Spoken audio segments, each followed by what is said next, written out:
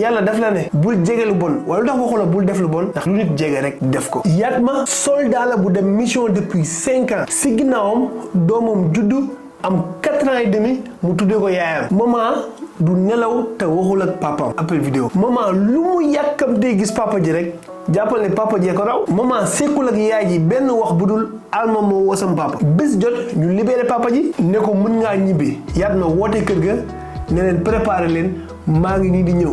Maman ak yaayam kontaan toog di ko xaar ndax maman mësul gis papam ba mu juddoo ba léegi tey la koy njëkk a gis. Yatma di ñibbisi si yoon bi Yatma gis benn waay bu taxaw ci kaw benn miir bëgg a tëb xaru. Yatma ne xaaral ma dem téye kii balaa moo tëb miir bi di ñàkk bakkanam. Yatma dem ba ci waa ji ne ko non looy def nii. Yatma ne ko bu àdduna metti mukk ba nga bëgg a jël sa bakkan. ne ko borom karaw gu ñuul ñàkkul dara. Yatma nag di ko jéem a yedd di ko jéem a influencer ñuy waxtaan di waxtaan 10 minutes après ñoom ñaar ñu ànd tëb.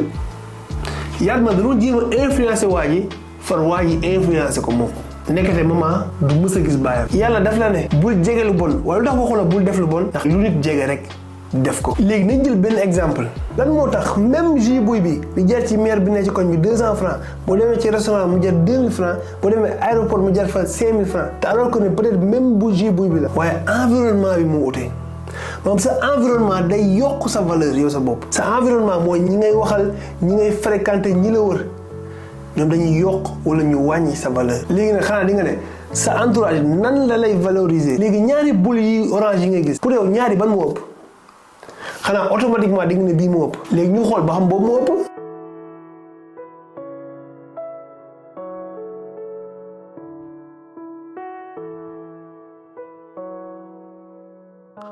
gisoo ñoom ñaar ñoo tolloo. kon boo nekkee ci cercle ay nit ñu ndaw da ngay jàppee sa bopp ponkal. waaye boo nekkee ci cercle ay ponkal nag da ngay jàppee sa bopp nit ku ndaw. kon waaye nit ku ndaw nag moo ñuy am seen gis-gis daa ndaw seen bëgg-bëgg tuuti seen motivation tuuti seen i yite tuuti. boo ànd ak nit ñooñu nag yow automatiquement da ngay jàppee sa bopp ponkal maanaam naagu sax ngay mujj def. waaye nag boo àndee ay nit ñoo xam te ay nit ñu ponkal lañ ay nit ñu mag lañu te da ngay sentir sa bopp lu tuuti loolu nag mënoon sa inspiration ba nga bëgg a màgg maanaam da ngay am envie développé wu da ngay am envie yokk sa mën-mën yokk sa xam-xam da ngay am envie progresser. mës na waxtaan ak nit mu ne ma man dama am problème motivation vu que sama situation taxu koo tar maanaam maa ngi añ di reer di ndékki loolu peut-être loolu tax motivation jafe ma ne ko yow manqué woo motivation de waaye inspiration nga manqué maanaam da nga soxla cercle boo xamante ni boo fa nekkee di nga xam ne adduna bi du añ reer ak ndékki kase waaye di nga ne nag Yatma li ko dal nag moom dafa ëpp influence moom xanaa eggul fii. ma ne la yow damaa yaakaar ne da ngaa xamul li xew xamoo ne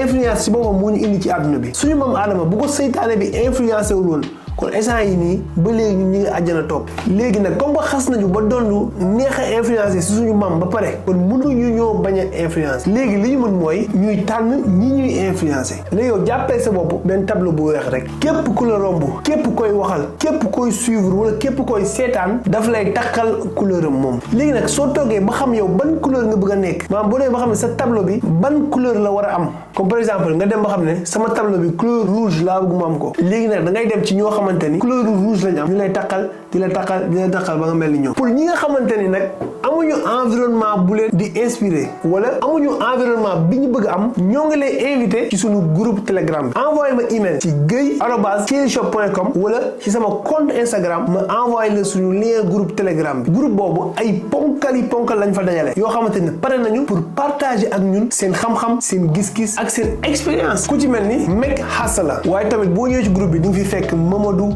Seydi Kane game mu entrepreneuriat bi ko jiyee ba mu jeex waaye tamit ku ci mel ni Lamine Dieng bu Arla Sport moom tamit pare na pour intégrer groupe bi ak ku ci mel ni tamit El Hadji Yoro Gueye borom authentique business moom tamit pare na pour partager expérience am xam-xamam ak gis-gisam ak yeneen i ponkal yoo xamante ni pare nañ pour intégrer groupe bi. kon boo ci bëggee boo envoyé ma message par mail gueye@thierryshop.com ma envoyé le lien bi nga mën a intégrer ci groupe bi su ko defee ci lii